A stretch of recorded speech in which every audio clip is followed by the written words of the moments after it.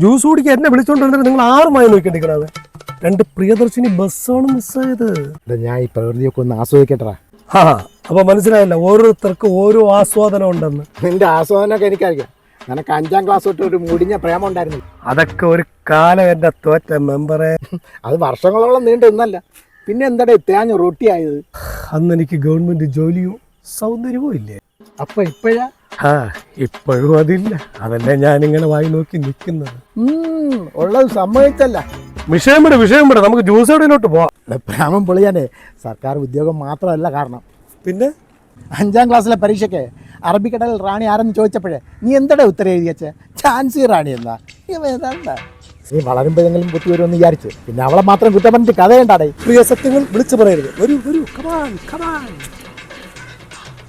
ഈ മൊബൈൽ വന്നതിന് ശേഷം അസോസിയേഷനിലുള്ള പല കുടുംബങ്ങളിലും പരാതികളുടെ പ്രവാഹം തന്നെയാണ്. അസോസിയേഷനിൽ മാത്രമല്ല പ്രസിഡന്റ്, കരയോഗത്തിലും ഉണ്ട്. ഒരു വഴിക്ക് പോകുമ്പോൾ ഇതാരാ 2 പ്രസിഡന്റ് വരുന്നില്ല. ആര് തോറ്റു നടക്കുന്ന മെമ്പറും പ്രേമത്തിൽ ബിരുദാനന്തര ബിരുദം എടുത്ത പൂവാലനും. അത് മാത്രമല്ല, എന്ത് കാര്യം കണ്ടാലും അതിനെ കുറ്റം പറയുന്ന ഒരു ക്ഷുദ്രജീവി എന്ന് വേണമെങ്കിൽ പറയാം ആ പൂവാലനെ. കരയോഗം പ്രസിഡന്റ് എന്നെക്കുറിച്ച് പൊക്കി പറയാണ് കേട്ടാ. എന്നെ കുറിച്ച് മാത്രമല്ല, നിങ്ങളെ അസോസിയേഷന്റെ പ്രസിഡന്റ് പൊക്കി നിർത്തിയേക്കുക തന്നെ. നമസ്കാരം. വരി. നീ ഗ്രൂപ്പിൽ മാത്രം കുറ്റം പറഞ്ഞാൽ പോരാ.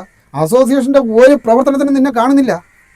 കുറ്റം പറയാൻ എല്ലാവനും ഉണ്ട്, പക്ഷേ നമ്മുടെ ഒരു പ്രവർത്തനത്തിന് ഇവരാരും ഇല്ല. കുറ്റം മാത്രമായിട്ട് നിങ്ങൾ കണക്കാക്കണ്ട. നമ്മളെ പരിസരത്തൊന്നും ലൈറ്റുകൾ പോലും കത്തുന്നില്ല. എടേ, അതൊക്കെ ഈ ജയിച്ച മെമ്പറിന്റെ ജോലിയല്ലേ? അല്ലെങ്കിൽ തോറ്റ മെമ്പറെങ്കിലും ലിസ്റ്റ് തരണ്ടേ? നീ എന്ത് കാര്യത്തിനും നിങ്ങൾ ഈ അസോസിയേഷൻ പ്രസിഡന്റ് നെഞ്ചത്തോട്ട് കയറിയാ? ലൈറ്റിന്റെ കാര്യം ഞാൻ എങ്ങനെ പറയുവാടേ? അത് തന്നെ പ്രസിഡന്റ്, അങ്ങനെയുള്ള സ്ട്രീറ്റ് ലൈറ്റിനെ എറിഞ്ഞ് പൊട്ടിച്ചിട്ടാണ് ഓരോ വീട്ടിൽ പാതിരാത്രി കയറി പോണത്. അയ്യോ, ചുമ്മാ ഏലാക്കി ജയിക്കാത്ത. കണ്ട ഓരോന്നിന്റെ വായിന്ന് വീണ കണ്ട. നിങ്ങൾ അങ്ങനെയൊന്നും പറഞ്ഞു പോകണ്ട. നിങ്ങൾ കരയൊക്കെ നമുക്ക് വേണ്ടി എന്തിനാണ് അല്ലേ? ഈ തൊട്ടിൽക്കടവ് പ്രദേശത്തെ അസോസിയേഷൻ കൃത്യമായി ഊർജ്ജസ്വലമായി തന്നെയാണ് പ്രവർത്തിക്കുന്നത്. കരയോഗവും അതെ. എന്ത് ഊർജ്ജസ്വലത! നിങ്ങൾ മദ്യപരിസരത്തിന് വേണ്ടി ഈ പ്രദേശത്ത് എന്ത് ചെയ്യുന്നു? അല്ലേ തോറ്റ മെമ്പർ. ഞങ്ങൾ ഓരോ കമ്മിറ്റിയിലും മദ്യത്തിനെതിരെ പ്രതിജ്ഞ ചെയ്യുന്നു. ബെസ്റ്റ് പ്രതിജ്ഞ. നിങ്ങൾ അവിടെ അതെടുത്തോണ്ടിരുന്നോ? കുടുംബശ്രീക്കാരെ മദ്യത്തിന്റെ കുപ്പി പറക്കി തളർന്നു. അങ്ങനെ പറഞ്ഞു. മഴയും വരുന്നല്ല. ചോദ്യങ്ങൾ വരുമ്പോ മഴയൊക്കെ വരും. അസോസിയേഷൻ ആയാലും കരയോഗമായാലും കമ്മിറ്റിയിൽ വന്ന് ചില ഉത്തരവാദിത്തങ്ങൾ ഏറ്റെടുക്കണം. അപ്പോഴേ അതിനെപ്പറ്റി മനസ്സിലാവുള്ളൂ. ബെസ്റ്റ്. കമ്മിറ്റിയിൽ വന്ന് എന്തെങ്കിലും ചുമതല എടുക്കാന്ന് വെച്ചാല് 1 വർഷം ഇതിനെക്കുറിച്ച് വിശാലമായി പഠിക്കാൻ പറയും. ഇതിന് മാത്രം എന്തോരം പഠിക്കാൻ. പണ്ട് 10ാം ക്ലാസ്സിൽ 210 മാർക്ക് വെച്ചോ പോലും ഇത്രയും പഠിച്ചിട്ടില്ല. കമ്മിറ്റിയിലൊക്കെ ഇവരെ ആൾക്കാർ തന്നെ മുന്നില് കേട്ടാ. ഇവരെ ചിറ്റപ്പനും കൊച്ചനും വല്യമ്മയും എന്നിട്ട് നമ്മൾ ശരിയാ. കരയോഗക്കാർ ചെയ്യുന്നതൊന്നും ഇവരറിയുന്നില്ല. കരയോഗത്തിന് കൊണ്ട് പാവപ്പെട്ട ഏതെങ്കിലും കുട്ടി മെറിറ്റിന്റെ അടിസ്ഥാനത്തിൽ വന്നാൽ പോലും നിങ്ങൾ പൈസ വാങ്ങിച്ചിട്ടല്ല അഡ്മിഷൻ കൊടുക്കണേ. പക്ഷെ അങ്ങനെ ഒന്നും പറയരുത്. ചില ഒറ്റപ്പെട്ട സംഭവങ്ങളൊക്കെ ഉണ്ടായെന്നിരിക്കാം.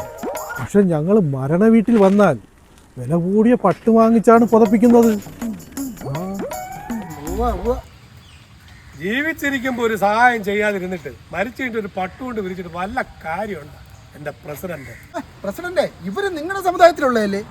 നിങ്ങളിങ്ങനെ സ്വന്തം സമുദായത്തിനെ തന്നെ കരിവാരി തേച്ചാലേ നമുക്ക് എങ്ങനെ പുരോഗതി ഉണ്ടാവും? പുരോഗതി എന്ന് പറയുമ്പോഴേ മൊത്തത്തിലുണ്ടാവണം, അല്ല ചിലയിടങ്ങളിൽ മാത്രം എത്തിയാൽ പോരാ.